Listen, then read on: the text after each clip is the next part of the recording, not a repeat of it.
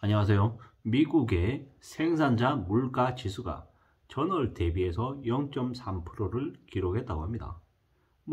서비스 물가는 한 달 사이에 0.4%가 올랐다라고 얘기하고요.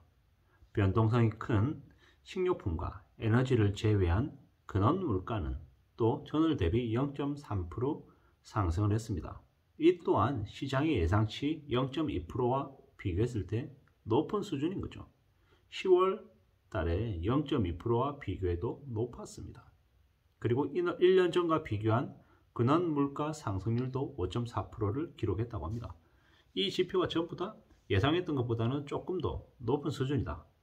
이걸 가지고 미국에서는 12월 13일, 14일 날 열리는 미연준 FOMC에 대한 관심이 더 커지고 있다는 거죠.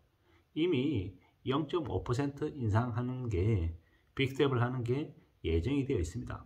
하지만 물가 지표가 예상보다 높은 수준을 보이면서 내년에 추가로 인상폭을 높일지 낮출지에 대한 관심이 계속 모이고 있는데요. 결국에는 내년에도 높인다입니다. 지속적인 긴축을 하겠다라는 분위기라는 거죠. 한국의 언론을 보면 매일같이 오늘 되면 엄청 낮출 것처럼 얘기하고 내일 되면 조금 주춤할 것처럼 얘기하고 왔다 갔다 하지만 결국 미 연준의 방향은 뭐다? 지속적인 긴축이다. 지속적인 긴축이다라는 얘기를 다르게 표현하면 2023년 내년 1분기에도 0.5%씩 올려서 내년 1분기에만 2023년 1분기에만 미 연준이 기준금리를 5.5%까지 갈 가능성이 매우 높다. 이렇게 보면 맞겠습니다. 결국에는 12월 13일에 나오는 소비자 물가 지수에 대한 관심이 더 커지겠죠. 우리가 알고 있다시피 지난달에 7.7%를 찍었습니다. 12월 13일날 나오는 11월 소비자 물가 지수가 확연하게 낮아지기는 좀 어렵다. 이렇게 보는 게 맞겠고요. 사람들이 생각하는 바라는 것처럼 긴축의 속도가 늦춰지는 건 조금 어려울 것 같다. 이렇게 보면 맞을 것 같습니다. 이래저래 많은 생각들을 할 수밖에 없다라고 합니다. 중국과 다른 나라들의 분위기를 봐도 물가가 금세 내려갈 것 같지는 않다. 이런 생각들이 더 많이 드는 게 사실입니다. 지금은 미국이 영국, 이탈리아, 독일 계속 이렇게 무너져 내려가는 걸 기다리고 있는 상황처럼 보입니다. 중국이 무너지기를 바라고 유럽이 무너지기를 바라는 것 같다는 겁니다. 지금은 언론이 공포파리로 날립니다.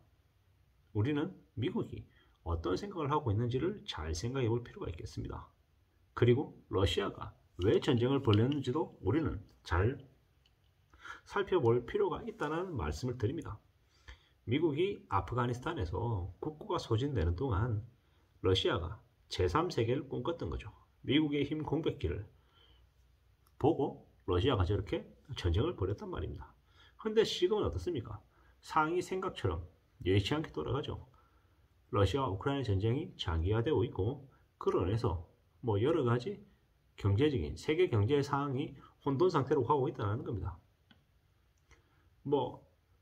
지금 현재는 미국의 적이 러시아가 아니라 우크라이나 같습니다. 미국은 러시아와 우크라이나 전쟁 뒤에서 조용히 미소 짓고 있는 것 같습니다. 앞으로 어떻게 되겠습니까? 앞으로 미국은 미국의 적이라고 생각하는 중국을 포위하기 위해서 지금의 짓을 벌리고 있는 겁니다. 또한 미국은 러시아의 푸틴 정권이 무너지라고 저렇게 장기적인 전략으로 저러고 있는 겁니다. 그러는 사이에 한국이라고 하는 해외 수출 수입에 직접적인 영향을 받는 나라는 경제적으로 더 어려워진다 이거죠. 우리가 잘 알고 있다시피 대한민국의 대기업의 절반 이상이 내년 투자 계획을 아직 세우지 않고 있다고 얘기하는데 이를 다르게 얘기하면 내년에 투자 안 하겠다는 겁니다. 오죽하면 삼성전자 같은 곳에서도 소모품, 사무용 비품을 내년에는 기존 전년 대비해서 50% 이상 절감하라고 오더를 내릴 정도인 거죠. 사실상 비용을 그냥 틀어막겠다라는 겁니다. 뭐 이런 정도까지 가면 뭐 다른 기업들은 어떻게 되겠습니까? 삼성이 하는 거 보고 그대로 따라한다라고? 아니요. 삼성보다 더 심한 상황으로 긴축해서 줄인다라고 보면 맞겠다라는 겁니다. 우리는 역사가 반복되는 걸 계속 지켜봤습니다. 올 쇼크 때 어땠습니까? 박정희 대통령 서거, 그리고 YH 사건, 뭐 엄청난 정치적인, 경제적인 혼란이 차고 넘쳤습니다.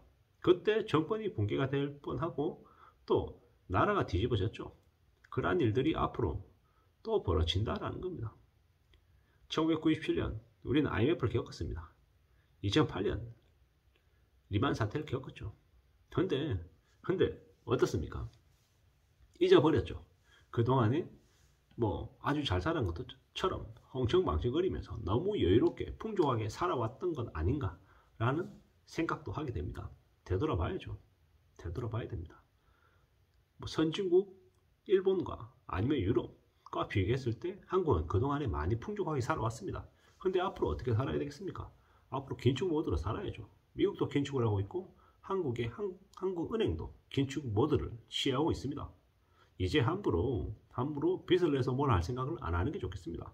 빚내서 주식하고 빚내서 부동산 투기하고 이랬다간 지금은 자기 개인만이 아니라 가족 전체가 몰살당할 우려까지 이럴 지경에 있다는 걸 우리는 엄중하게 생각해야 되겠습니다. 이제 앞으로 당근마켓, 번개장터 엄청 활성화되겠죠. 왜 활성화되겠습니까? 당장에 안 쓰는 물건들 내다 팔기 위해서 활성화되고 아주 싸게 살려고 또 활성화되는 거다라고 봐야 되겠습니다. 뭐 그런 하나 둘 뭐 사소한 행동 가지고 뭘 크게 지금 이렇게 경제가 어려운데 내 삶이 당장 직격탄을 맞을 것 같은데 뭐 그런 한두 개의 작은 행동 가지고 뭘 크게 바꿀 수 있냐 말이냐 이렇게 얘기할 수도 있습니다. 하지만 확실한 건 뭐냐? 나의 아주 작은 행동이라 할지라도 그 행동 하나 둘이 나와 나의 가족을 지켜줄 수 있는 아주 큰 의미가 담겨있는 모습이 될 거다라는 겁니다.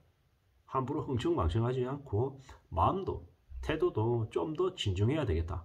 마른 낙엽처럼 바닥에 바짝 엎드려서 최대한 보신하고 자기 자신과 가족을 지키는 마음으로 살아야겠다는 말씀을 드립니다. 미국이 작정하고 강달러 그리고 고금리를 내보이면 우리는 한국은행 총재가 아무리 3.75가 정점이니 3.5가 정점이니 뭐 최종 금리니 라는 얘기를 해본들 소용이 없다는 겁니다. 끌려갈 수밖에 없다.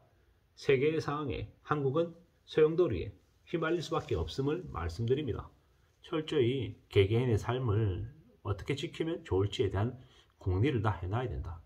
그 궁리를 해놓는 건 철저하게 비상금 마련해놓는 것, 그리고 자기 자신의 건강을 챙기는 것, 그리고 가족을 최우선으로 생각하는 게 그것이 아니겠나라는 생각을 해보면서 마칠까 합니다. 감사합니다.